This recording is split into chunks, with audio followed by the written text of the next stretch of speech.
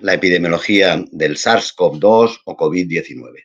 Bien, como estamos ajustados a un tiempo, voy a ir pasándolas y voy comentando. En primer lugar, dentro del marco de la historia de las pandemias, ven ustedes esta diapositiva en la que en la parte de la izquierda se ve a lo largo del tiempo, vean ustedes abajo, en la parte de abajo, cómo en el siglo XXI hay un pequeño grupo de enfermedades como son el ébola, la gripe del cerdo, y ahí ya aparece el COVID, el SARS y el MERS, y como en la de la derecha ustedes pueden ver la magnitud de cada una de esas pandemias. La que más muertos o millones de muertes ha producido fue la peste, luego la viruela y finalmente, en tercer lugar, lo ven a la derecha con el virus verde, la gripe española, la gripe del 18. Las otras ya son anteriores, pero ven ustedes ahí que tiene un peso especial, lo ven ustedes en rojo,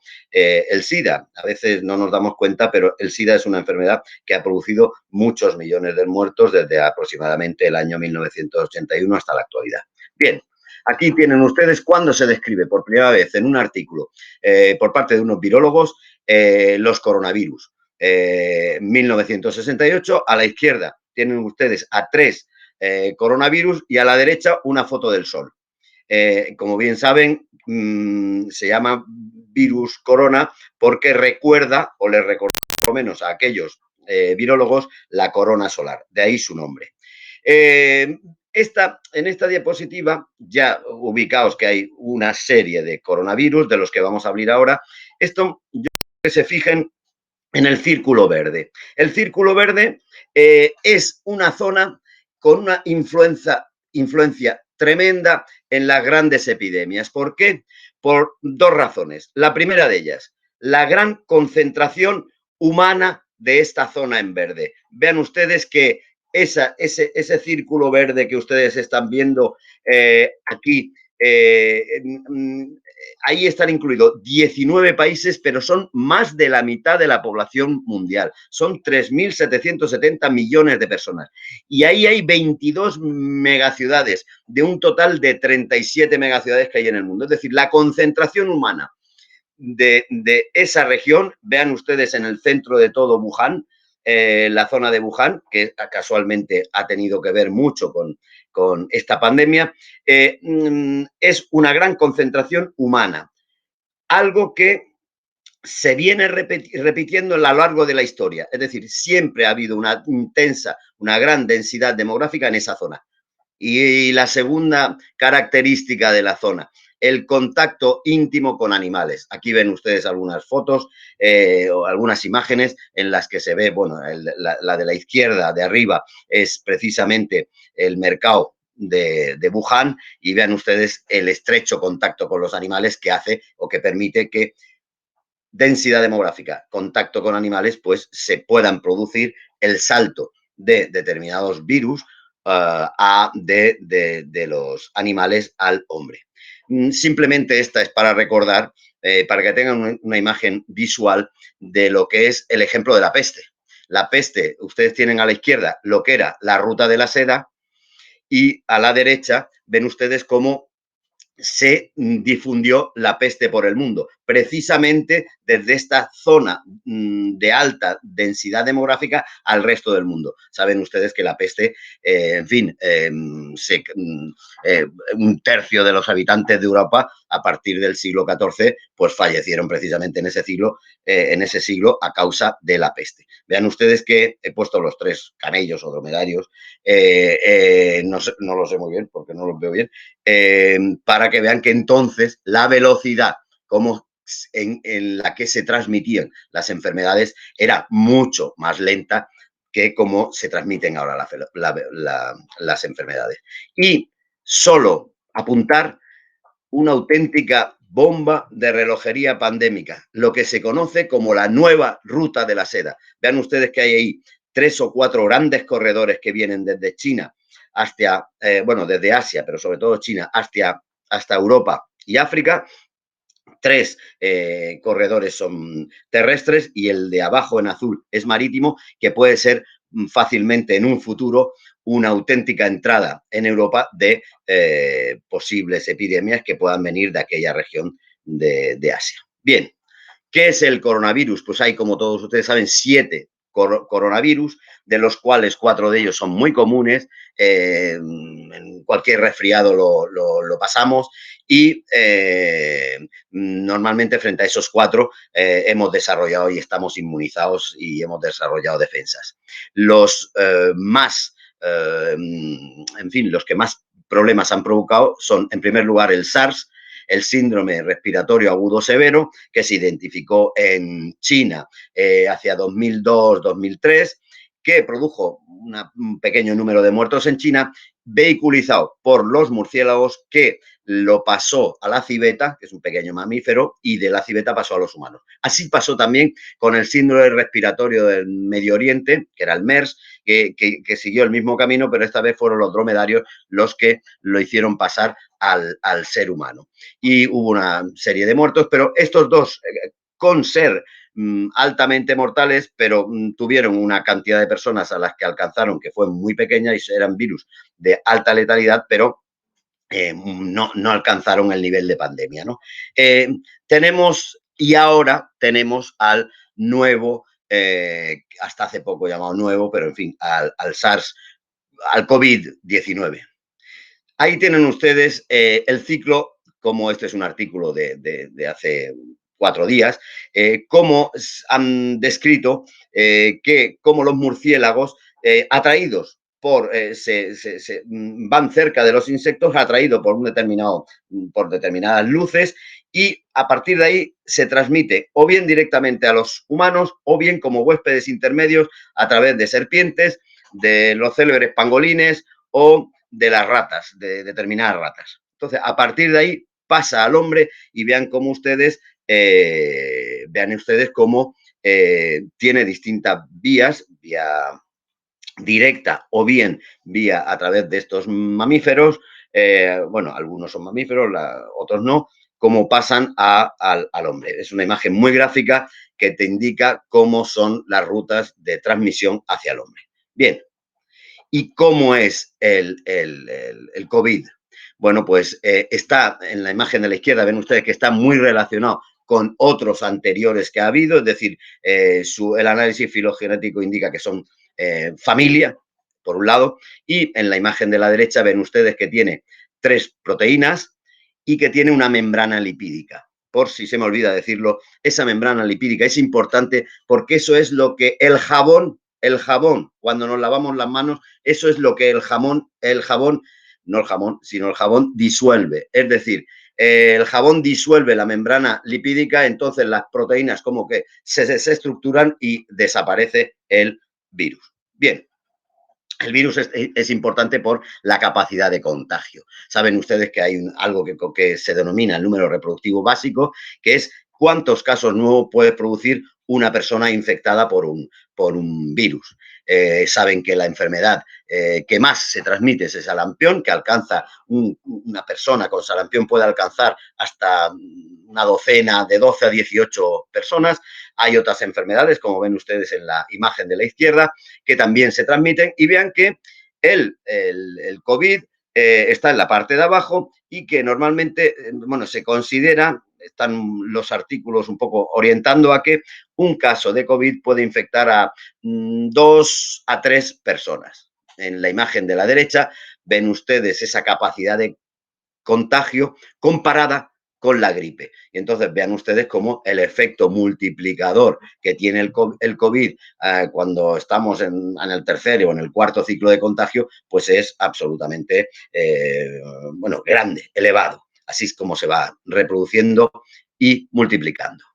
Y respecto a la mortalidad, ven ustedes hacia la derecha el sarampión como enfermedad que más contagios produce, y hacia arriba ven ustedes que hay otras enfermedades que por ahora son más mortales o han sido más mortales que el coronavirus. Ven ustedes al MERS, al SARS, a la gripe aviar y el ébola, que tiene una alta mortalidad. Bien, esto es para situar, vean ustedes cómo se sitúa el coronavirus si el coronavirus tuviera la mortalidad del ébola, sería para ponernos a temblar. Afortunadamente no tiene esa mortalidad tan alta y ven ustedes que hay un cuadrado ahí, no hay un punto concreto porque faltan datos todavía para fijar cómo se está produciendo, cómo se va a producir la mortalidad o cuál va a ser la mortalidad por coronavirus. Aquí tienen ustedes un artículo que también publicado muy recientemente de cómo se produjo en Wuhan, en China, los primeros casos asociados al mercado de allí en Wuhan, y cómo empezaron los primeros casos, cómo se describió rápidamente que era un coronavirus, cómo se completó su diagnóstico por PCR, cómo se confirmaron los primeros casos fuera de China, que en concreto fue en Tailandia. Ven ustedes eso estudiado con una serie de los primeros 425, 450 personas y cómo se investigó a través de el estudio de una persona que había fallecido de una neumonía de etiología desconocida. Acuérdense que el primer caso y el primer fallecido en la Comunidad Valenciana y en España fue también una persona que venía de Nepal y que también había tenido una neumonía de etiología desconocida. Bien, el periodo de incubación es entre 1 y 14 días, con una media de 5 días, y cuanto más carga viral tienen las personas, más secreciones respiratorias, pues más riesgo de contagio. Es importante, vamos a ir ya a cómo minimizar la propagación del COVID, y hay 3 enfoques. El primero de ellos es las medidas protectoras personales. Y han oído ustedes hablar hasta la saciedad de cómo lavarse las manos, cantada con las letras de canciones que ustedes quieran, desde el cumpleaños feliz hasta el I Will Survive, pero lo importante es hacerlo bien, por un lado. Vean en la imagen de la izquierda cómo las manos, cuando no nos las lavamos bien, quedan restos ahí, ¿no? También el uso de máscaras, en mascarillas. Entonces, ahí es importante cómo los CDC y la OMS dicen que las personas sanas no necesitan llevar continuamente máscara, ¿no? Y bueno, y el conocido, la conocida recomendación de toserte en el codo. Personales, medidas protectoras. En nuestro entorno, pues lavar las superficies. Ahí tienen una imagen muy reveladora de cómo en las superficies persiste durante horas y puede llegar a días el virus. Recuerden de toda la vida que siempre se ha dicho que había que ventilar. Ventilen por las mañanas, abran la ventana y mientras están duchando, abran la ventana un rato, que es una de las mejores medidas, ¿no? Y bueno, y las superficies hay que lavarlas. Eso lo que respecta a nuestro entorno. Y finalmente, la medida más importante y tiene que ver con nosotros en relación a los demás, la distancia social. La distancia social. Que la distancia social la podemos ver los famosos 6 pies, el famoso 2 metros, el famoso 1,5 metros. Es decir, distancia social. Vean ustedes esa imagen en la India, cómo a las personas ya las van ubicando y le van diciendo, esto es la mejor medida para frenar, para bajar, para hacer más lenta la propagación de la enfermedad. Distancia social. Aquí tienen cómo se asocia la idea de distancia social con la inmunidad de grupo de las vacunas. No voy a entrar ahí, pero la idea es parecida. Es decir, cuanto menos personas contacto, menos se propaga la enfermedad. Si yo inmunizo a muchas personas, estas personas no se afectan por la enfermedad porque tengo un gran rebaño, un gran número de personas inmunizadas. Esto es algo muy importante, algo que quizá habría que poner algún pero a cómo se hace o se está haciendo o se ha hecho el seguimiento de contactos. Vean ustedes a la izquierda una persona en blanco, una cara en blanco que no está infectada, una persona que ya está infectada y una persona ya infectada, contagiosa y con síntomas. en la primera parte de abajo, ven ustedes donde pone paciente cero, esta persona no está aislada, no se ha hecho un seguimiento de los contactos y ven ustedes que la epidemia se propaga. Si ven ustedes en la imagen de la derecha, vean ustedes que José, hay... Sí. tienes 2 minutos. Vale. Pues vean ustedes en la imagen de la derecha cómo sí que se ha aislado los contactos, entonces queda, las personas se han aislado, los contactos más próximos están, y entonces se rompe completamente la cadena de transmisión. Esta es la misma imagen, es un paso atrás o un paso adelante, damos un paso adelante cuando rompemos bien y recluimos, confinamos a las personas posibles contagiadoras. Esto es cómo funcionan los test. No vamos a entrar demasiado en cómo funcionan los test porque es algo que ustedes, en fin, han oído hablar de los test estos días, pero bueno, hay test PCRs y hay test quick test, test rápidos de COVID que permiten que, como dijo el día 16 de marzo el secretario general o el director general de la OMS, hagan test. Hay países que han hecho test, ahí tienen el caso de Corea del Sur, y se ha visto que han conseguido contener, vean ustedes que son de los que más test han hecho por millones de habitantes, y cómo ha bajado la enfermedad ahí.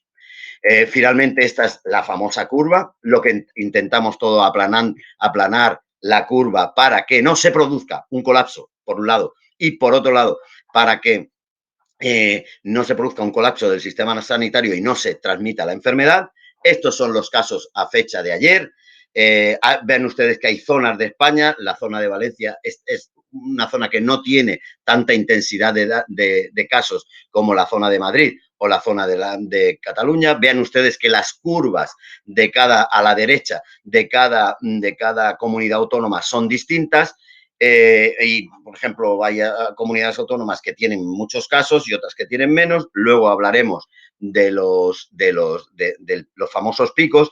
Aquí tienen ustedes las vacunas. Esto se tiene que hacer. Hay distintas formas de hacer vacunas. Ya les digo que empezaron anteayer los primeros vacunas, y ya hay un potencial de vacunas, casi una docena de vacunas candidatas, y acabo con estas 4 o 5 reflexiones.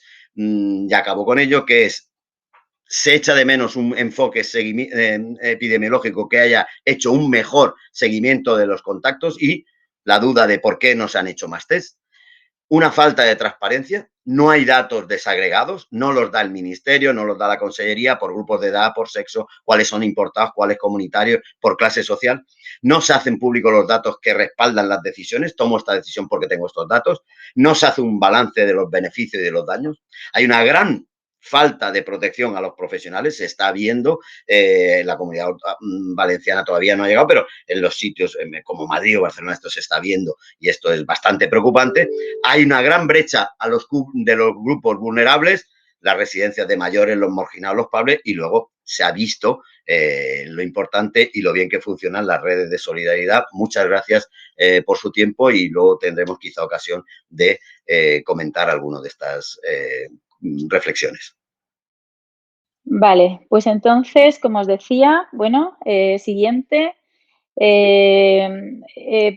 Directamente, bueno, me voy a quedar en la primera, porque para los compañeros que pienso que podéis acabar llegando a nuestras consultas, a nuestros centros de salud, me dirijo a todos en general y especialmente a los compañeros que vais a empezar, ¿no?, a trabajar en atención primaria, tener en cuenta que se han hecho contrataciones, que hay jubilados, que hay estudiantes, hay compañeros que os manejáis mejor en un quirófano que en una consulta. Entonces, para todos los que podáis pasar a nuestro ámbito, yo quiero lanzaros esta reflexión. ¿Y qué es la atención primaria? Porque igual nuestro abordaje es biopsicosocial. Esto lo dejo desde el principio, y nosotros trabajamos con la comunidad, ¿no? Nuestra unidad básica de trabajo no es la persona, sino la comunidad, y trabajamos en consulta y en domicilio.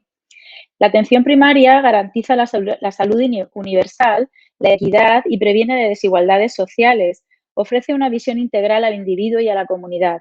Nuestras principales misiones son la promoción de la salud, la prevención y el seguimiento de la enfermedad. Dicho lo cual, ¿qué aporta la atención primaria en el control de la pandemia por coronavirus? Pues lo que aportamos y por lo que consideramos que somos fundamentales en este complejo entramado de resolución de la pandemia, ¿verdad? Es que nosotros manejamos el 80% de los pacientes.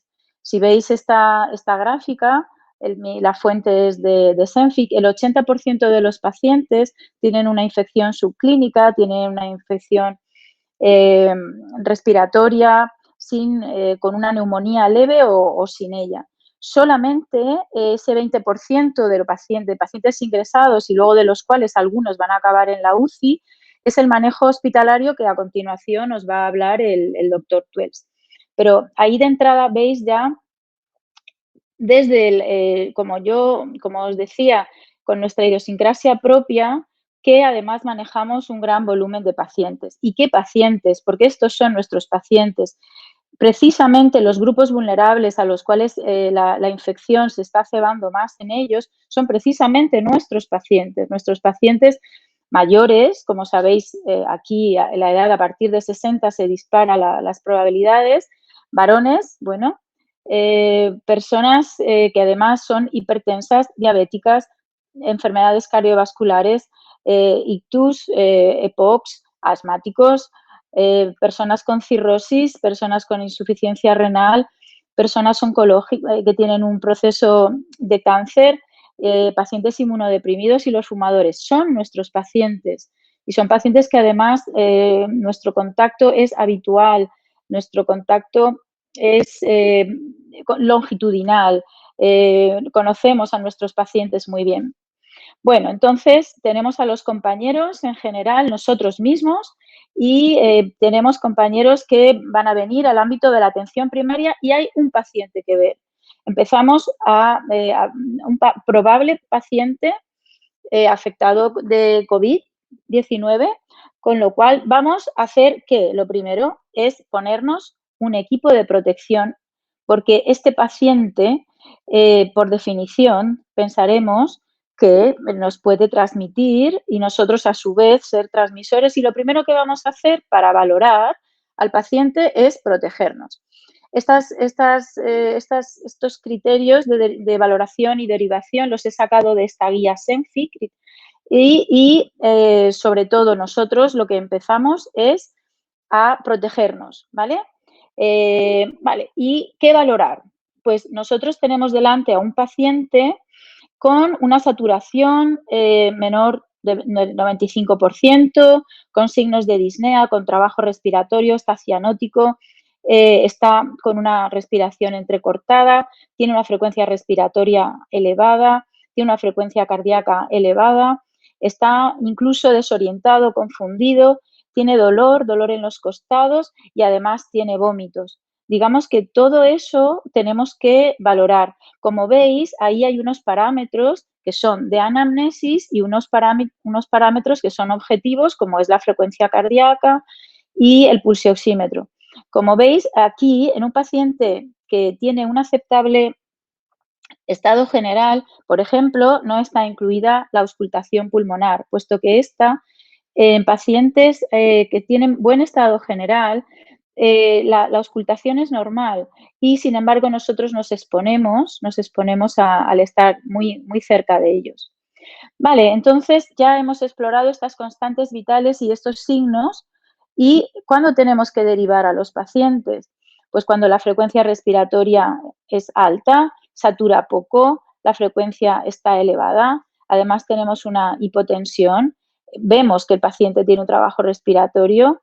Cuando está cianótico, si encima nos ha dicho que tiene hemoptisis, está aletargado, está desorientado, está confundido y además está vomitando, tiene mucha diarrea y tiene un malestar general muy evidente, y además decidimos que es necesaria que tengamos una radiografía, ¿verdad?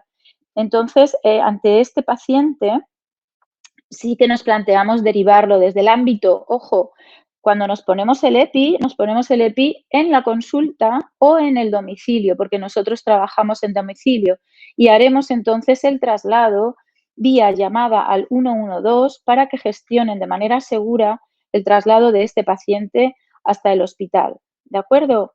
Entonces, bueno, ¿por qué?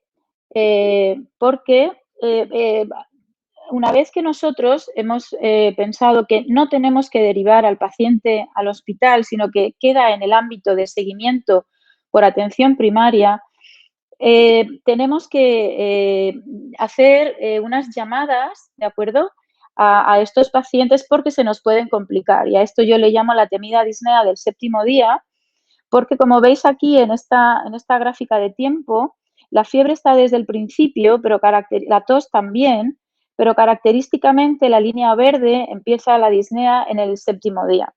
Entonces, nosotros durante esta ventana de tiempo tenemos que llamar a los pacientes, depende cada 2 días, cada día depende, y tenemos que hacer mucho soporte. Y cuando digo mucho soporte, es preguntarle al paciente, ahora os pasaré el cuestionario, bueno, este es el algoritmo, ¿de acuerdo? Lo bueno es que la presentación la vais a poder disponer y seguro que, pero bueno, el algoritmo es básicamente lo que ya hemos dicho, si el paciente tiene o no criterios de derivación en base de lo que hemos dicho. Vale, este es el cuestionario. Es un cuestionario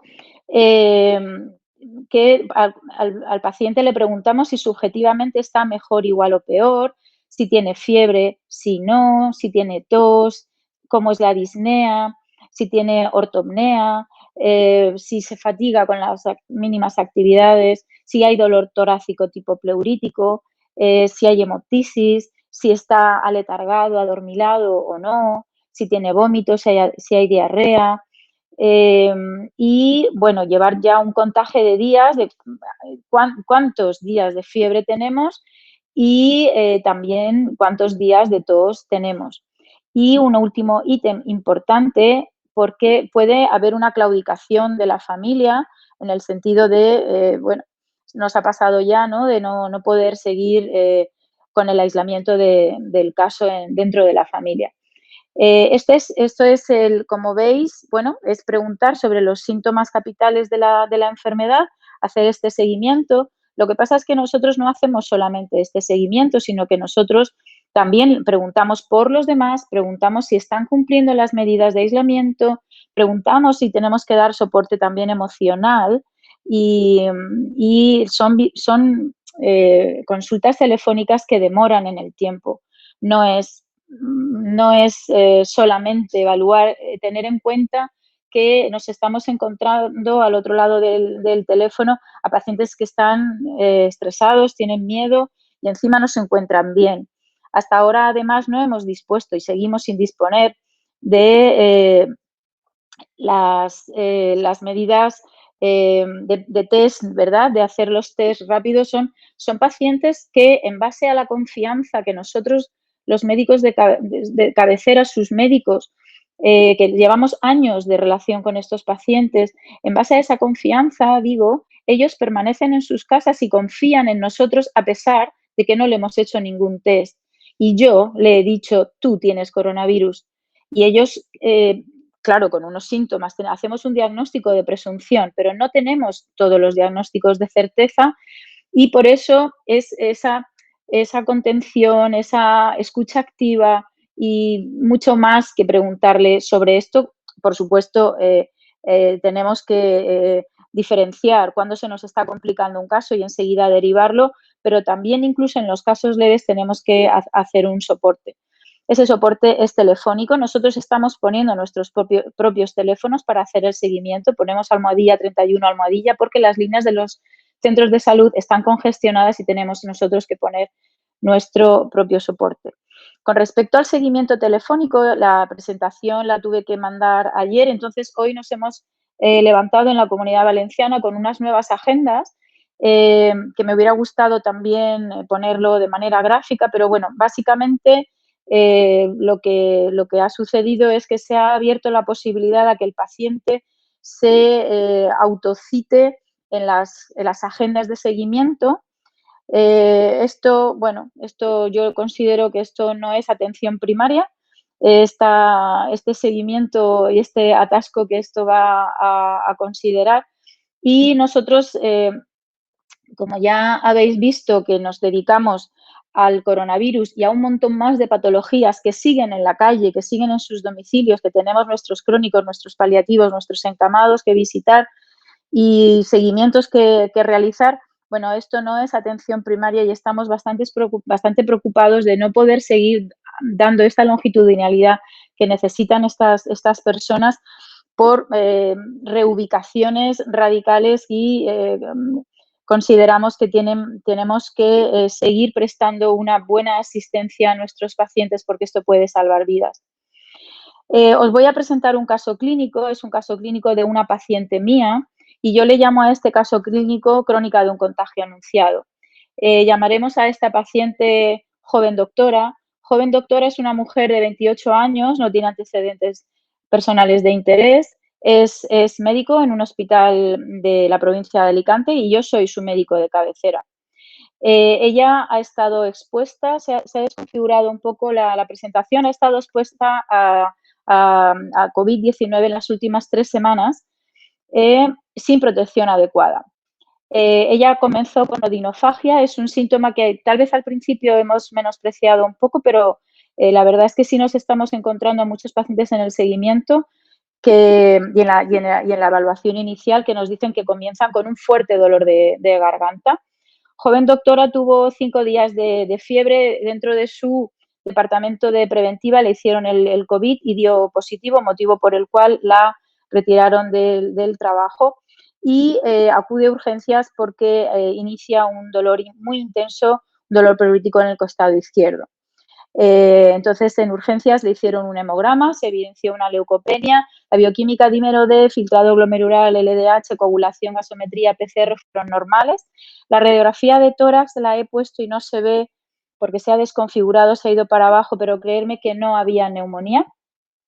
Se da de alta sin tratamiento y es entonces cuando yo empiezo a llamar porque ese caso se detecta en hospital y se nos vuelca a esta agenda de seguimiento y es cuando yo empiezo a llamar a joven doctora, a hacer el seguimiento telefónico, donde además doy la baja laboral por este código que es el propio de exposición a este virus y sobre todo lo que hago, porque en este caso es un problema que ha generado emocionalmente a joven doctora porque ella se siente culpable de haberse infectado y el tiempo que está perdiendo de no poder seguir tratando y ayudando a sus compañeros y a sus pacientes en la planta de su hospital. Entonces, bueno, es un caso clínico de caso leve que hacemos en seguimiento, sin embargo, yo lo he puesto aquí para evidenciar una carencia que se ha tenido en las últimas semanas en nuestros hospitales y es que aquí lo que ha fallado, no sé si veis mi cursor, pero bueno, lo que ha fallado claramente ha sido la protección adecuada. Entonces, acabo ya con respecto a la protección. He de deciros que con fecha de 24 de marzo se ha publicado un procedimiento de riesgos laborales para que todos lo tengáis en cuenta. Está colgado en la página web del Ministerio. Es bastante extenso. Muchos de nosotros ya no cumplimos los criterios para estar al pie del cañón, pero bueno, ahí estamos. Si bien es cierto que la protección es indispensable y tenemos que parar máquinas y no exponernos hasta que no tengamos los medios suficientes. Sabemos que eso no será posible, que echaremos a correr cuando veamos un paciente que nos necesita. Sin embargo, siempre tenemos que medir nuestra exposición y guardar la distancia. Ahora, de manera personal, yo os digo 2 proyectos en los que he colaborado. Uno es en la renovación de la página web del Colegio de Médicos, siempre por delante de lo que vemos que pueden ir necesitando nuestros compañeros. Y en la página web del Colegio de Médicos de Alicante está totalmente abierto a todos. Tenéis estas actualizaciones, vamos recogiendo todo lo que se va publicando con esta estructura. Y luego también personalmente he colaborado en el desarrollo de una aplicación móvil que se llama EPI Salvavidas, para que de manera visual, son 2 vídeos: ponte el EPI, quítate el EPI, de manera muy clara. No demos nada por supuesto, aprendamos bien y bueno, pues ahí queda nuestro granito de arena.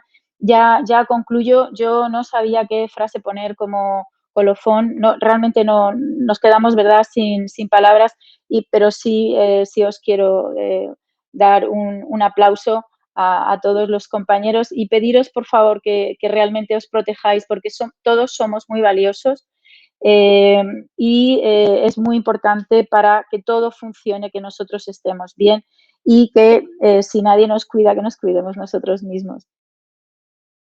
Bueno, pues yo voy a hablar de, bueno, pues qué está haciendo la, la infección por el SARS-CoV-2, la enfermedad COVID-19, pues en la atención hospitalaria.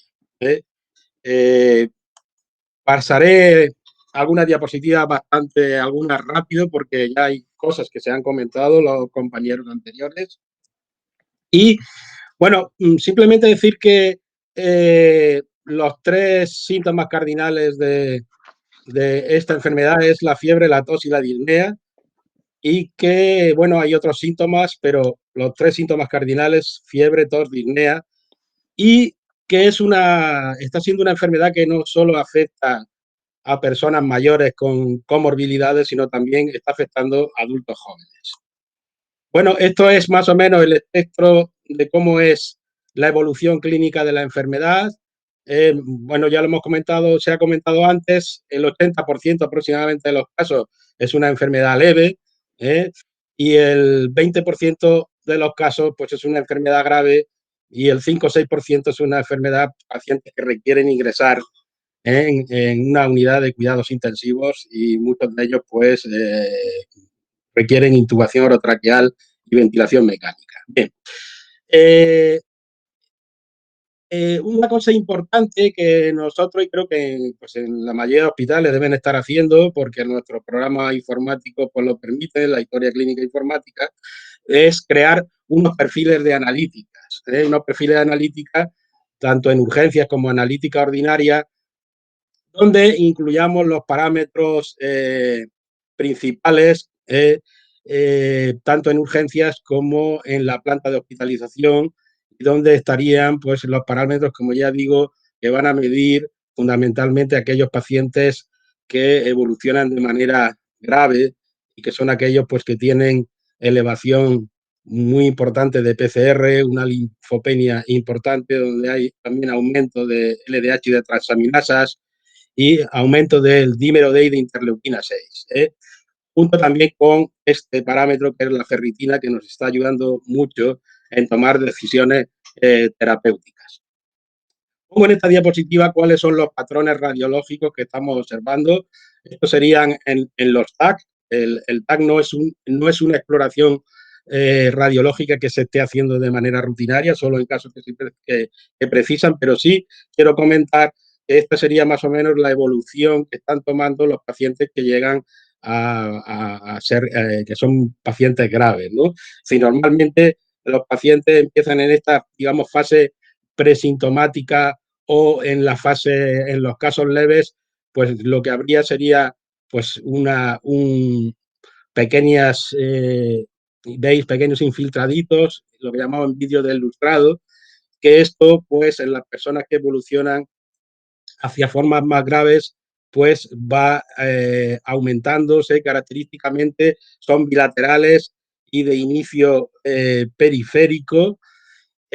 Posteriormente se pueden ir formando consolidaciones, y finalmente, pues los casos más graves pueden, y de hecho progresan hacia el síndrome de distrés respiratorio del adulto.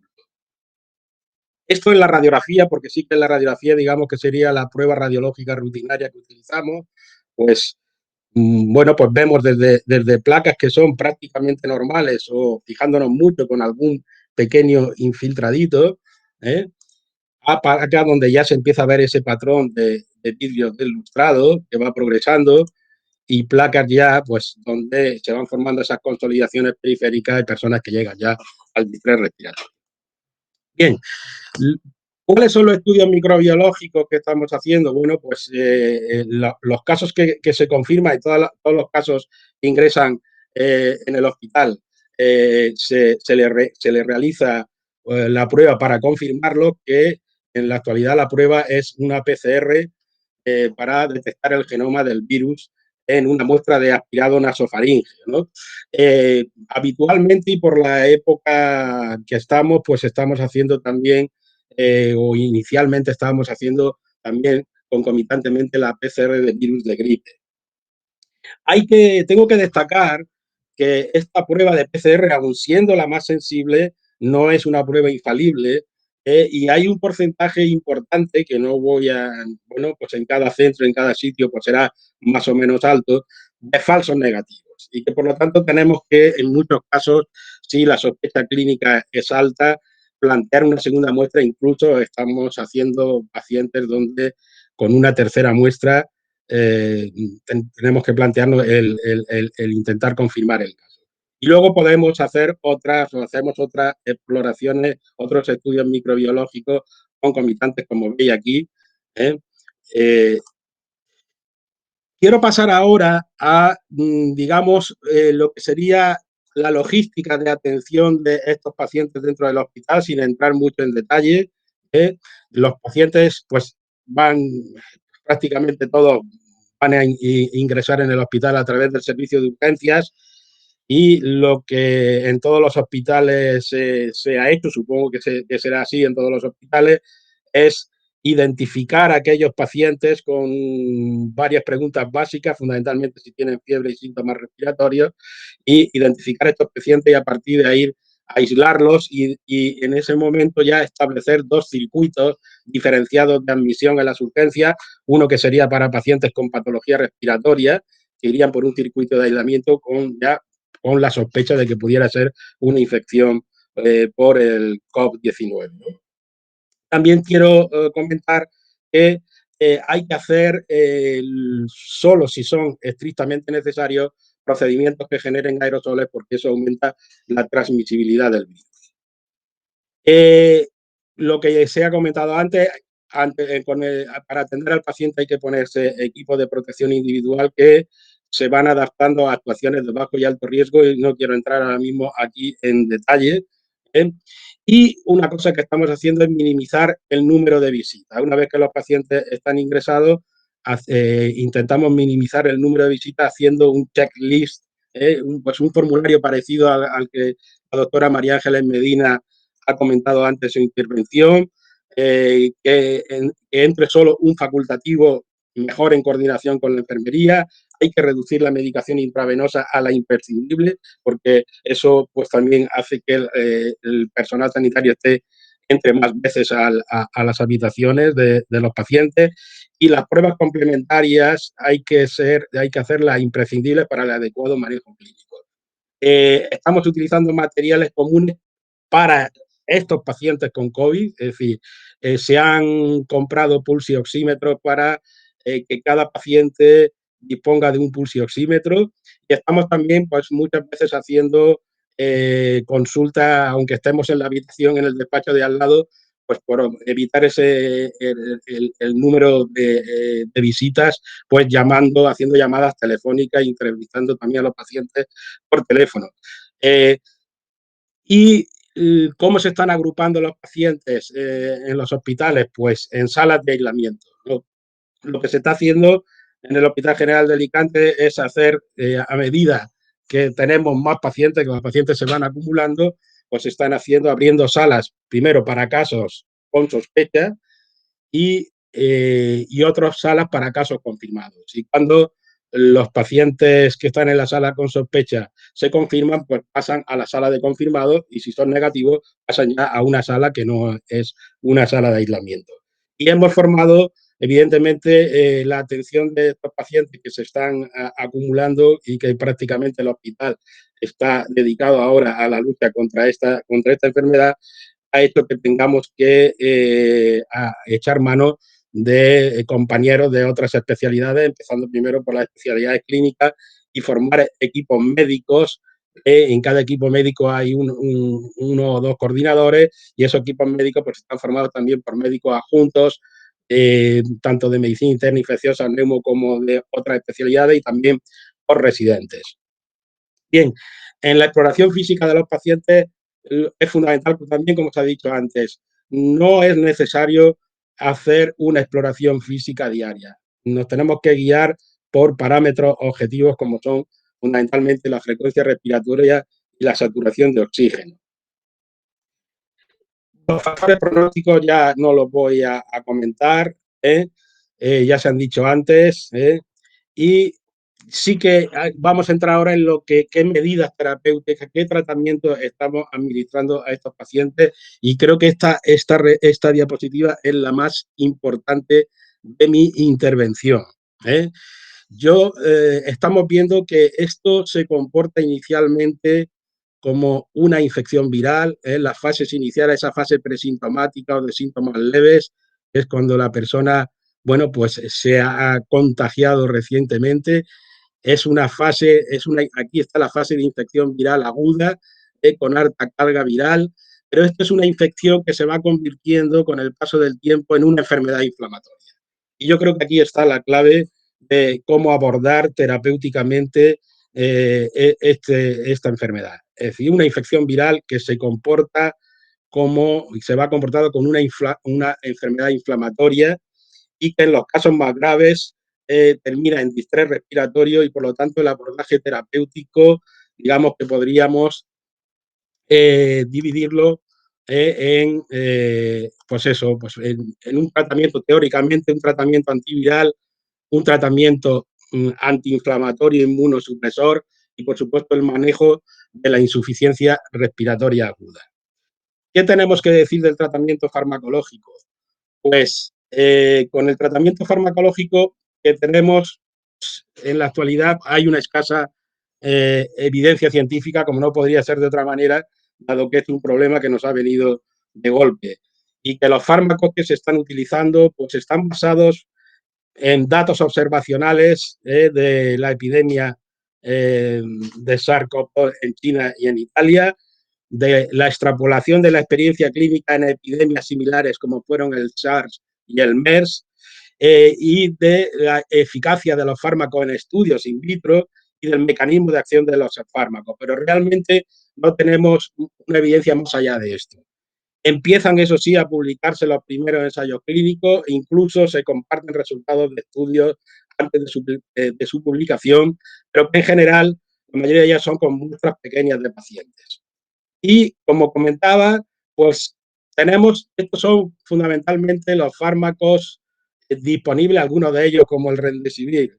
La disponibilidad solo es participando en ensayos clínicos.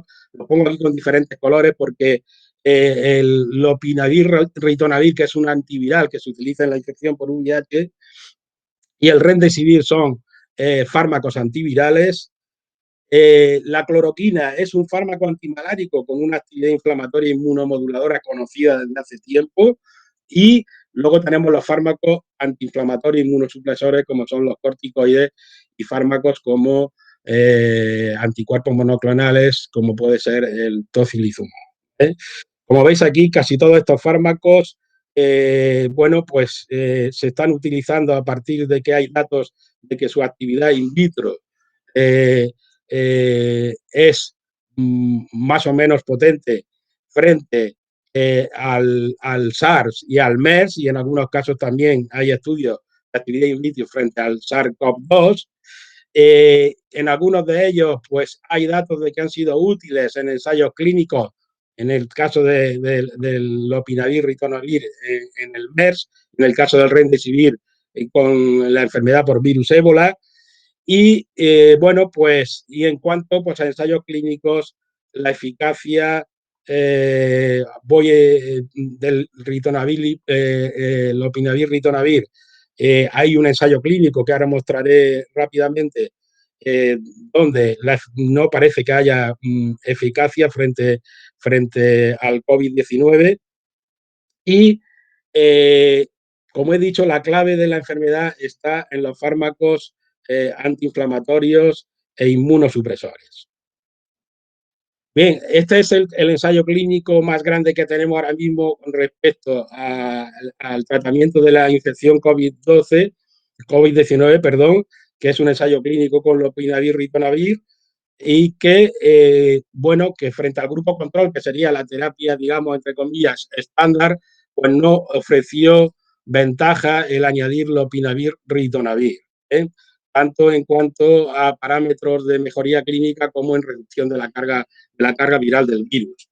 Hay que decir, no obstante, que este ensayo, la mayoría de los pacientes pues estaban en estas fases ya avanzadas de la infección, donde lo que predomina es la respuesta inflamatoria. Este es el estudio en el que basamos la utilización del tocilizumab, un fármaco anticuerpo monoclonal inhibidor del receptor de la interleuquina 6 que se utiliza para la artritis reumatoide, y es un trabajo pequeño con 21 pacientes que sí es un estudio observacional donde se ve que mejoran pues tanto parámetros como es la temperatura y las necesidades de soporte de la insuficiencia respiratoria. Con hidroxicloroquina y en algunos pacientes asociados a citromicina, pues tenemos este pequeño ensayo clínico, que es un ensayo abierto, no es aleatorizado, donde vemos que la utilización de hidroxicloroquina es eficaz, y más aún si se asocia con acitromicina. Y aquí tenemos, bueno, con los corticoides tampoco, los corticoides sabemos que son fármacos los que llevamos utilizando de toda la vida, que son potentes antiinflamatorios, inmunosupresores, pero tampoco tenemos una evidencia que provenga de ensayos clínicos con respecto a su utilidad en la infección por COVID-19, aunque esto es recientemente, este es un ensayo que todavía no está publicado, donde la utilización de prednisolona en pacientes con neumonía ya grave, pero sin necesidad de llegar al estadio del síndrome de distrés respiratorio, pues Disculpa, parece que es... tengo ¿Sí? que decir que te queda un minuto. Vale, vale, María Ángeles, me va quedando poco. Eh, Veis que la mayoría de pacientes, bueno, pues van respondiendo en cuanto, comparado con las personas que no llevan tratamiento con metilprednisolona, pues mejoran en cuanto a el descenso de temperatura, y también y mejoran en cuanto a la mejoría en la saturación de oxígeno. Una cosa muy importante cuando manejamos estos pacientes es que algunos de estos fármacos, sobre todo lopinavir, ritonavir, sobre todo pues cloroquina, acitromicina, pues tienen interacciones con otros muchos fármacos que utilizan los pacientes, sobre todo los pacientes mayores con comorbilidad, y siempre tenemos que chequear si alguno de los fármacos que lleva el paciente pueda tener interacciones importantes con estos medicamentos. Para eso existe esta página web que veis aquí, donde hay unas tablas muy ilustrativas donde nos indican las posibles interacciones que pueda haber. Junto al tratamiento farmacológico, pues si sospechamos que puede haber una coinfección bacteriana, se administran antibióticos, fundamentalmente beta-lactámicos. Los corticoides ya lo he comentado. Probablemente, pues bueno, no se recomiendan en fases iniciales de la infección, a no ser que exista broncoespasmo, pero sí que yo creo que se deberían iniciar en casos de progresión de la neumonía o de la insuficiencia respiratoria, y por supuesto en el síndrome de distrés respiratorio del adulto. Hay que tener precaución con la fluidoterapia. Y la tercera vertiente de manejo de estos pacientes en el hospital es el manejo de la infección respiratoria aguda. Yo creo que lo que finalmente termina salvando a los pacientes, estos pacientes graves, aparte del tratamiento antiinflamatorio, es el manejo de la insuficiencia respiratoria aguda, que no voy a entrar ahora en detalle, ¿eh? Pero el tratamiento de la insuficiencia respiratoria aguda en los pacientes más graves de elección aquí es la ventilación mecánica invasiva, y como técnica no invasiva antes de llegar a este punto, pues está fundamentalmente la terapia de alto flujo con cánulas nasales y hemos visto que también el poner a los pacientes durante manera cíclica, durante 2, 3, 4 horas en situación de prono, mejora su situación respiratoria. Bueno, esto sería el alta de urgencias, pues es en pacientes fundamentalmente jóvenes sin criterios clínicos de gravedad y sin comorbilidades. Y cuando damos alta hospitalaria en un paciente ingresado, pues el alta lo decidimos el alta por criterios clínicos, no por negativización de la PCR del virus y sobre todo pues a partir de los 7 días. Entonces, eh, todos los casos se van con 14 días de aislamiento a su domicilio. Y simplemente para terminar, yo sí que voy a terminar con esta frase: vaya pesadilla. Y esto es una fotografía del hospital, y una de las cosas que sí que quiero destacar es que quizá la única cosa positiva que de momento estamos viendo es el hecho de que podamos trabajar tranquilamente sin esa cantidad de familiares que siempre teníamos rondando y visitando el hospital. Nada, muchas gracias. Como os decía, tenemos muchas preguntas, eso era lo que pretendíamos precisamente. Entonces, Diego, tú me estás escuchando. La Sí. primera pregunta es sobre el síndrome de activación macrofágico. Sí. Necesitamos los tres, necesitamos respuestas breves, por favor. Sí, sí. El síndrome de activación macrofágico, esa es para ti, Diego. ¿Qué significa? Bueno, Que si está implicado dentro de la inflamación. Claro, pero es que esto no es una cosa exclusiva de la infección por este virus. Es decir, estos son muchas infecciones, tanto víricas como bacterianas, pueden dar lugar en determinadas personas a una activación muy importante de la inflamación y de la respuesta inmune, que es lo que llamamos la tormenta de citoquinas. Y esa tormenta de citoquinas pues empieza a través de la activación de los macrófagos. Cuando los macrófagos se exponen, en este caso al virus, los macrófagos se activan, empiezan a segregar interleuquina 1, interleuquina 6, otras interleuquinas, y a partir de ahí se inicia esa cascada, esa tormenta de citoquinas que lleva a que en algunos pacientes acaben en fallo multiorgánico y en muerte. Y en este caso, donde más se focaliza, digamos, sería a nivel pulmonar, ¿no? Desarrollando el síndrome de distrés respiratorio. Muy bien, hay otra pregunta que nos dicen: ¿cree usted que se está haciendo los protocolos de indicación de test en función de los test disponibles en lugar de en función de un protocolo de control de la epidemia? Esta pregunta, yo creo que, doctor Tuels, podrías tú contestarla brevemente, Sí, por favor. muy brevemente. Es decir, vamos por detrás en los test. Es una de las cosas básicas en epidemiología, no solo para esta enfermedad, sino para otras enfermedades, además de que tienes un contacto, haces el test y a los contactos de ese sospechoso, pues les haces el test y sabes y los confinas. Esto no se ha hecho lo bien que se podía haber hecho, no se ha hecho ese seguimiento epidemiológico desde el principio, y eso yo creo que ha contribuido a que se propague la pandemia.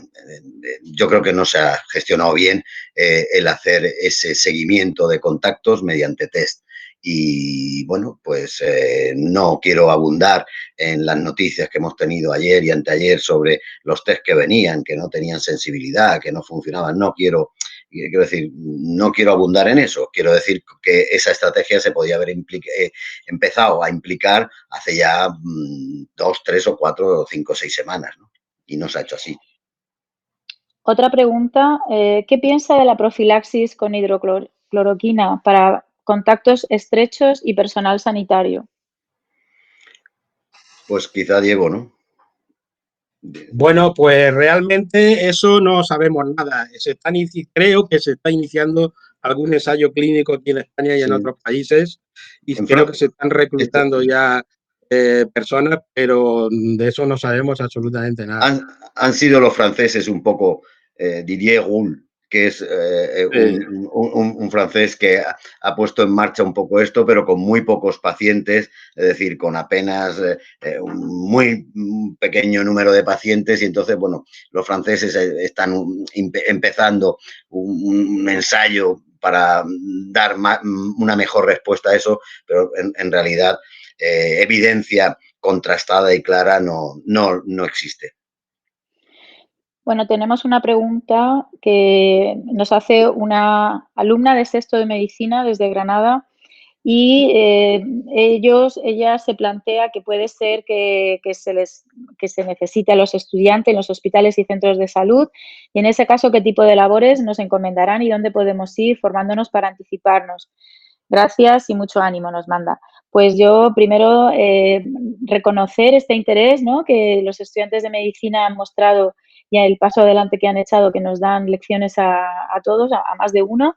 Y bueno, pues yo misma te voy a contestar, futura colega, porque al menos en el colegio, yo te derivaría a tu colegio de Granada, al menos en el Colegio de Médicos de Valencia hemos llevado a cabo una iniciativa de voluntariado y ahí todas las personas que están interesadas en colaborar, eh, personas profesionales y también los estudiantes es ahí donde se dirigen. Entonces, se me ocurre que a través de tu propio colegio.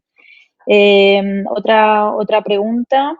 Dice, buenas noches, deseo que todos los colegas tengamos claro el EPI adecuado en la valoración de pacientes, sin realizar procedimientos que generen aerosoles, ya que hay dudas con respecto al uso del EPI del ébola versus COVID-19. Gracias. Bueno, creo, Pepe, que está claro, ¿no?, que no es el EPI del ébola el que tenemos que usar en este caso, porque la transmisión es por gota, no por aire. Exactamente, son distintas formas de transmisión, una es por aire, el ébola era básicamente por contacto físico, por tanto son distintos los EPIs que hay que utilizar.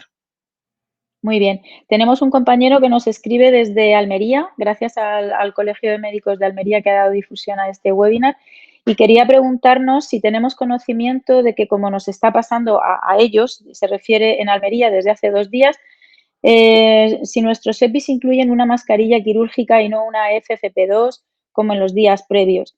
Estamos estupefactos e indignados, nos traslada este compañero desde Almería.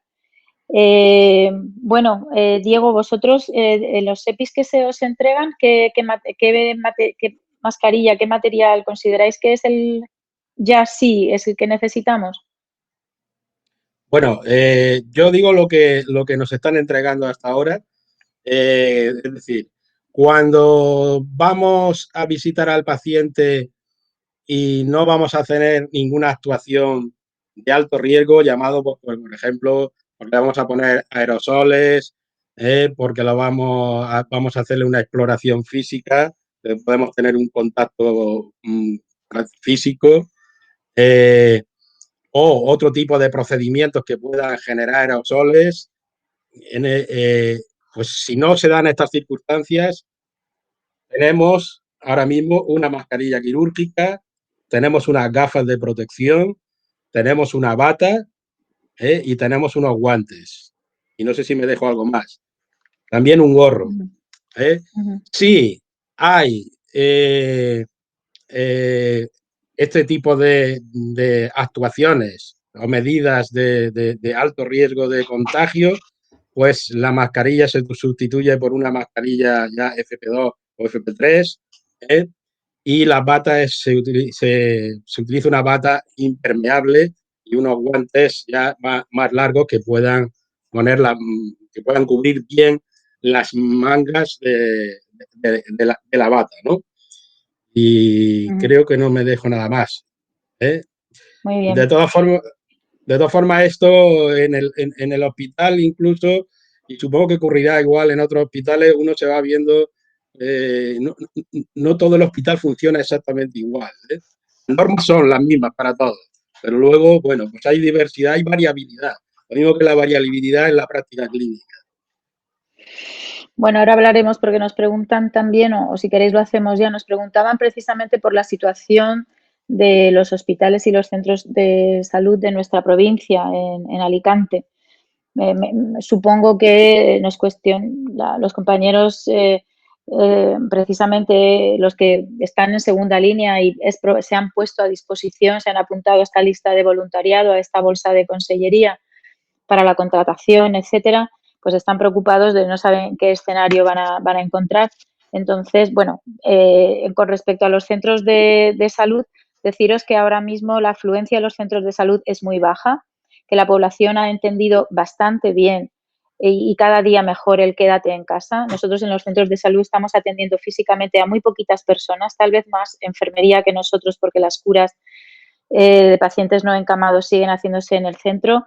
Nosotros diariamente estamos viendo, como os digo, poquitos pacientes. Lo que sí estamos haciendo es que somos médicos pegados al teléfono y completamos absolutamente nuestra jornada. También en algunos centros se ha habilitado el limpio y el sucio, ¿vale? Hay 2 circuitos de circulación de pacientes para dentro de nuestras medidas. No trasiguen por los centros y yo diría que la organización es bastante aceptable, no así la dotación.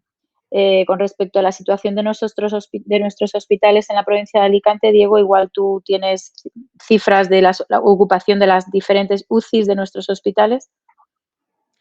Bueno, no tengo cifras en concreto sí que tengo del mío, pero bueno, no se trata de decir.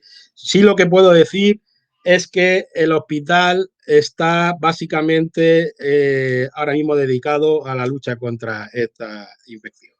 Es decir, cada vez hay más salas ocupadas, o como he comentado antes, por pacientes que ingresan con sospecha o con infección confirmada, y son salas de aislamiento, y cada vez estamos utilizando más salas del hospital. Actividad programada hay la mínima, no, vamos, la mínima, por no decir prácticamente casi ninguna. Y pues ya como también estaba comentando, pues casi todo lo que son el área clínica, los médicos de área clínica, pues estamos básicamente pues eso, formando parte de estos equipos que he dicho, y la UCI pues está pues a tope, a tope. Hoy quedaban todavía alguna cama, no sé, libre y ya no solo las camas, sino también equipos de ventilación. No sé a estas horas cuál será la situación, pero en fin, todavía es una situación controlable. El lunes, que fue cuando empezamos, nos vimos desde el viernes al lunes con una avalancha de pacientes ingresados, fue, digamos, un poquito más caótico hasta que nos pudimos organizar, pero yo creo que ahora mismo estamos muy bien organizados y además estamos trabajando dentro aparte de la tensión y el estrés que todo esto está suponiendo, y que estamos trabajando de manera tranquila, por lo que yo he comentado al final con esa fotografía. Tenemos el hospital tranquilo, podemos trabajar tranquilos, no tenemos familiares, solo en el caso de los niños, de personas muy dependientes, un familiar. Y yo creo que esto nos tiene que hacer reflexionar una vez que pase esta epidemia de cómo debe funcionar el hospital, y que el hospital no sea, como ha sido hasta ahora, un espacio público donde la gente podría andar y entrar y salir totalmente a sus anchas. Nos traslada nuestra presidenta una pregunta. Si hay portadores asintomáticos, ¿cómo es posible que no exista recomendación de usar mascarilla, sobre todo en el ámbito sanitario, en la atención de cualquier caso? ¿El criterio no será porque no hay, doctor Tuels? En efecto, el criterio es porque no hay. Así de sencillo. Si hay portadores asintomáticos, si la escasa provisión de EPIs puede estar relacionada con el alto número de infectados entre el personal sanitario. Bueno, no sé si puede contestar Diego o contesto yo. Respecto al personal sanitario, yo creo que, bueno, tú dirás, Diego. No, yo no creo que la escasez sea porque haya escasez de material, sea porque haya muchos profesionales sanitarios contagiados. Yo creo porque es que hay muchos contagiados y un porcentaje que, bueno, estaban hablando ayer, digo, en términos de España de aproximadamente un 14%, ¿no? Sí, en efecto, un 14 o 15% Más alto de que en personal otros sanitario. países, pero la escasez, desde luego, no es porque haya mucho personal sanitario contagiado. Ujú. La escasez es Nos hacen porque no una, han llegado, porque no está llegando el material, nada más. No se está nos hacen gestionando una bien la compra. pregunta, No se está gestionando una- bien la compra. Di. nos hacen una pregunta que yo creo que es la pregunta. ¿Para cuándo se espera la situación más caótica? No, desde el punto de vista epidemiológico, hay un comportamiento distinto. Una cosa es el país, España en global, que todavía está aumentando el número de casos, el número de personas fallecidas, y otra cosa es el comportamiento interno del país, que es diferente en cada autonomía. Hay autonomías, como por ejemplo Andalucía, que tienen menos casos y menos fallecidos. La Comunidad Valenciana es afortunadamente, es una comunidad en la que hay un poco más que en Andalucía, pero muchos menos casos y muchos menos fallecidos, tanto en números crudos como proporcionalmente, que Madrid o Barcelona o La Rioja, por ejemplo. Madrid se ha convertido un poco en la Lombardía o en el Wuhan español, ¿no? Y entonces esto, ¿cuándo se va a alcanzar el pico? Que es lo que hacen, la pregunta que hace mucha gente. Aunque se están haciendo simulaciones, yo creo que va a pasar todavía 2 o 3 semanas hasta que eso se pueda ver. Y se va a ver por el comportamiento no solo de Madrid, sino de las autonomías en las que no suba la curva de manera espectacular, ¿no? Y el crecimiento sea más contenido, ¿no? Entonces, de alguna manera, yo creo que ahora la persona que, en fin, nos han dicho que vamos a estar confinados 15 días más, yo creo que el tiempo de bajar la curva, yo creo que van a ser más de 2 semanas seguro. Y luego tengas en cuenta además que cuando la curva empieza a bajar o a estabilizarse, supuestamente es cuando más casos llegan y más estrés y más colapso hay en los hospitales. Es decir, que todavía Exactamente. falta un poco de tiempo. ¿Que hay signos de optimismo? Sí, porque de manera global en el país pues está aumentando el número de recuperados, que es mucho mayor o es bastante mayor que el número de fallecidos, pero yo creo que sigue existiendo una crisis en la transparencia de los datos. Es decir, los datos siguen dándose de alguna manera con cuentagotas, aunque se den todos los días, porque no se puede, no están bien desagregados como dije antes, por grupo de población, por edad, por clase social o por qué es lo que te permite ver a qué grupo de edad está afectando, qué personas son las más alcanzadas y eso es lo que te permite hacer buenos pronósticos. Pero si no tienes buenos datos, no puedes hacer buenos pronósticos. Bueno, Por yo cierto, también hablando de simplemente añadir pronóstico, una cosa sí.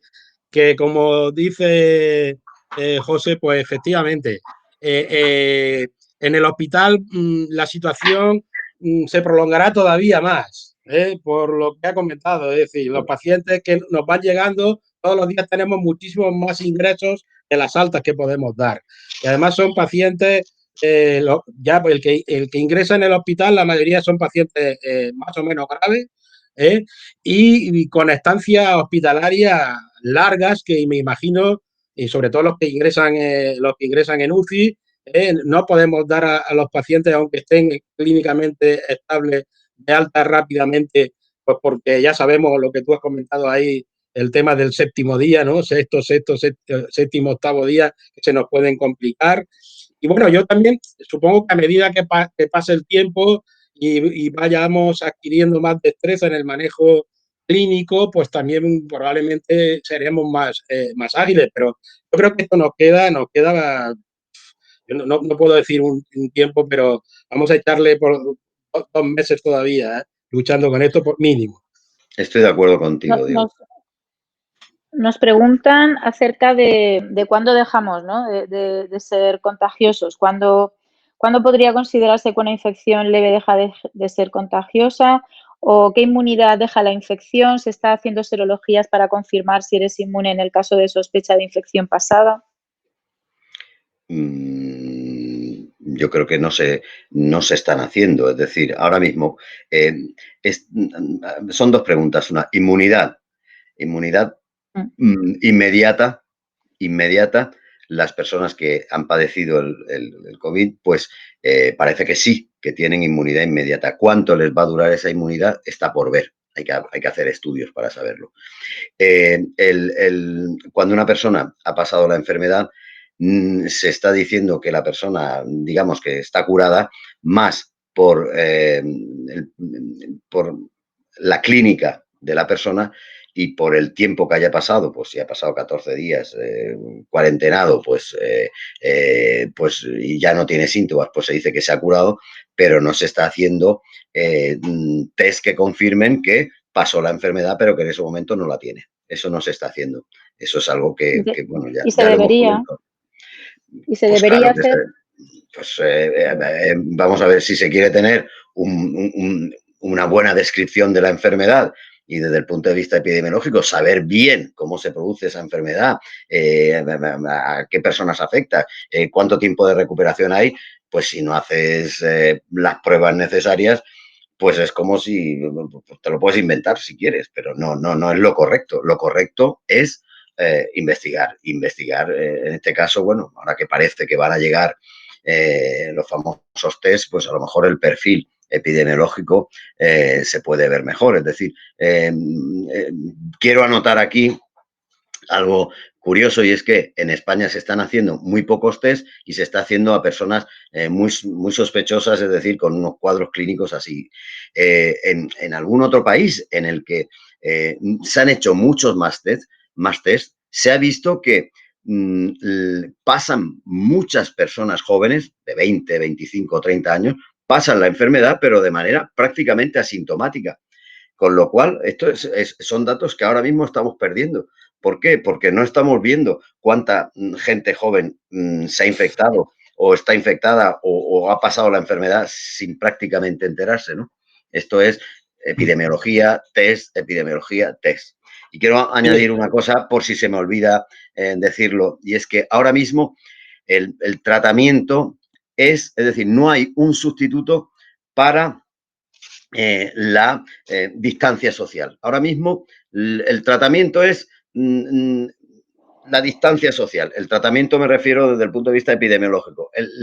Para la no propagación de la enfermedad es estar lo más aislado que pueda y mantener la distancia social. Distancia social y test. Distancia social y test. Esto es el mantra que tenemos que tener ahora, ¿no? Y el pico, pues sí, el pico preocupa, pero ¿qué más da que sea dentro de una semana que dentro de dos? Las vacunas preocupan, pero las vacunas no van a estar operativas hasta dentro de un año o más. Eso hará que quizá para otra, si vuelve la pandemia, pues para entonces ya se disponga de ese instrumento de prevención, pero ahora mismo la prevención es la distancia social. No, yo quería comentar, Me vais... porque habían preguntado si teníamos pruebas serológicas. Pruebas serológicas de detectar anticuerpos. Que yo sepa, son pruebas que todavía no sé si están disponibles en España o no, creo que no, pero desde luego todavía no se están utilizando. Pero vamos, yo creo que esto, la utilidad práctica que pueda tener es que pues, en el momento en que dispongamos, es que podamos luego pues hacer una encuesta serológica para ver hasta qué punto, cuánto se ha extendido la infección, cuánta gente tiene inmunidad. Exacto. Pero no desde el punto de vista de tomar decisiones clínicas ni tomar decisiones en cuanto si hay que retirar aislamiento o no. No, es Bueno, desde el vamos, punto de vista epidemiológico, para describir la enfermedad. Desde luego no para tomar decisiones clínicas, como bien dice Diego. bueno, vamos ya por encima del tiempo. Vamos a elegir tres últimas preguntas. Es que son innumerables las preguntas que nos han llegado y, bueno, pues me parece que tendremos que contestarlas, aunque sea offline, pero quería deciros Bueno, hay una que es con respecto a cuándo damos el alta. Esta la voy a contestar yo. Nosotros, si os, el protocolo del Ministerio dice que sería a los 14 días desde el inicio de los síntomas, de la fiebre, y hasta una semana hasta una semana después de tener síntomas. Ahí es donde, en ausencia de un test que diga que un paciente ha negativizado, nosotros tenemos que decir que ya se puede incorporar a la actividad laboral. Nos preguntan, es una pregunta muy sensible, coincidiréis conmigo en que nos estamos manejando constantemente con términos ya de bioética y nuestro código deontológico. Nos preguntan si ya se está haciendo selección o cribado de pacientes para decidir terapia respiratoria intensiva en base a la edad. No sé, Diego podría contestar, pero yo creo que aquí ahora mismo no hay un nivel de saturación que ponga en ese brete a los compañeros. Bueno, vamos a ver. El tema está, vamos a ver, el poner una terapia, o sea, el intubar a un paciente y someterlo a ventilación mecánica siempre tiene sus restricciones fuera de esto, ¿no? Es decir, hay personas que son con muchísimos años, personas de 90 años con muchísimas comorbilidades que de manera ya fuera de esta epidemia, pues son pacientes que no son, la mayoría de ellos, candidatos a UCI. Y aquí pues está ocurriendo lo mismo, tenemos que mirar todas estas cosas. Aquí que todavía no hemos llegado, por lo menos hasta la fecha, a tener digamos ya una sobresaturación, que no hay hueco, estamos todavía en el escenario que hay, por ejemplo, en Madrid. Pero evidentemente, si ese escenario se da y no hay recursos para ventilar a los pacientes, pues se tendrá que hacer ese tipo pues de elegir, de decisiones, de elegir en base a criterios clínicos, de edad, etcétera, etcétera, pues quién se tiene que intubar y quién no. Pero creo que siempre se hace así. Una pregunta muy concreta para Diego Torrús. ¿Estáis utilizando baricitinib en los pacientes moderados y si tenéis alguna experiencia? No, ese fármaco nosotros no estamos utilizando. Ese tipo de fármacos nosotros no. Nosotros estamos utilizando como inmunosupresor, pues estamos utilizando el tocilizumab y estamos utilizando los corticoides, la prednisolona fundamentalmente, y por supuesto la hidroxicloroquina, pero no ese tipo de fármacos. Lo mismo que tampoco hay toda una serie de fármacos, digamos, en fases muy preliminares de investigación o incluso de utilización, que solo pues se tienen que utilizar, creo yo, pues en el contexto de ensayos clínicos, en algunos casos a través de uso compasivo y tal, pero no es la norma, y ese en concreto no lo estamos utilizando. Bueno, pues vamos a concluir, vamos por encima del tiempo. Una última pregunta. ¿Qué creen que pasará en aquellos hospitales de esta provincia en los que hay problemas para disponer de hidroxicloroquina o antivíricos, incluso de propofol? Esto puede acarrear serias consecuencias. Bueno, esto es un hecho que está por demostrar, pero si esto ocurriera, que hubiera falta de hidroxicloroquina, antivíricos, desabastecimiento, sí. ¿Estamos en ese escenario? Yo creo que en estos momentos no, por lo menos por lo que se refiere a la Comunidad Valenciana o incluso a esta provincia. No existe ese problema ahora mismo aquí. Ahora mismo no existe desabastecimiento ni para los fármacos que estamos utilizando, los que yo he comentado, ni que yo sepa, pues de otros fármacos que se utilicen en medicina intensiva o para el manejo de la insuficiencia respiratoria aguda. De momento no, afortunadamente. Incluso tenemos menos restricciones, por ejemplo, aunque esto ya sea unificado por criterio del Ministerio de Sanidad, por ejemplo, de la utilización de tocilizumab. Nosotros hasta hace un par de días pues teníamos, digamos, más facilidad de utilizarlo que en otras, que por ejemplo que en Madrid, ¿no? Muy bien. Pues creo que nos quedaríamos muchísimo más rato, sin embargo, nos hemos extendido 15 minutos más de lo previsto. Yo tengo que decir que se nos han quedado un montón de preguntas por responder, pero nos podemos comprometer a responderlas a través del mismo correo que nos las han hecho. Hemos recibido muchísimas felicitaciones por la iniciativa. Son muchos compañeros de nuestra provincia y de muchas otras de toda España que se han conectado y han hecho preguntas o simplemente nos han felicitado.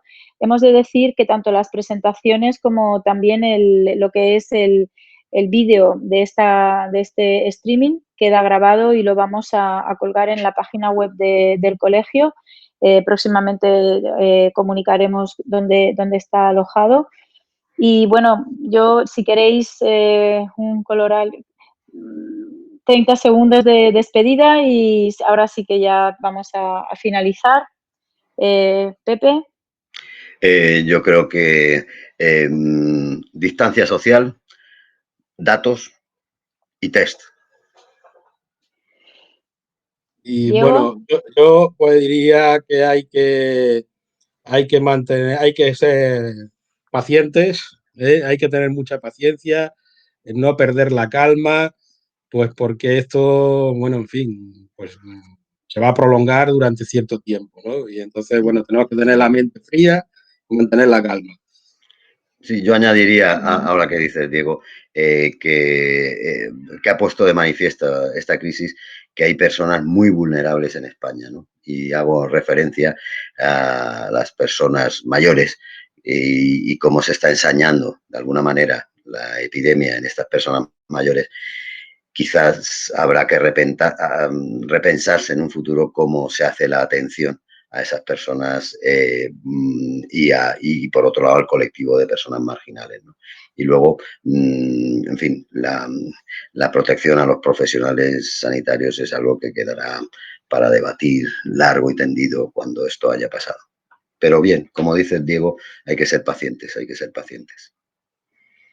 Bueno, pues yo, mi conclusión me la ha zafado un poco Pepe, porque, bueno, nosotros como médicos de familia y comunitaria, nuestro enfoque es de prevención y es justamente como esta charla estaba enfocada a la formación, a la concienciación de la autoprotección y yo finalizo con ese mensaje y también con la certeza, no con la esperanza, sino con la certeza que de todo esto van a quedar muchas cosas buenas, tanto en la sociedad como en la política y también en nuestra propia profesión. Y, por supuesto, es terrible que esto haya sucedido. Vamos a torearlo con mucha entereza y luego ya hablaremos. Nos ponemos a disposición de todas las personas que han estado aquí. Reitero las gracias a la Junta Directiva del Colegio de Médicos por habernos permitido hacer este webinar y sin más lo vamos a dejar aquí. Un saludo a todos y buenas noches a todos. Bueno, anunciar por estar ahí. que se me olvidaba que vamos a hacer otro webinar y que lo anunciaremos también, pero bueno, creo que hemos tenido bastante interés y que vamos a repetir seguramente. Bueno, muchas gracias. Pues nada, gracias y buenas noches a todos y que mañana hay que seguir trabajando. Buenas noches a todos. Venga, gracias por estar ahí. Adiós, buenas noches.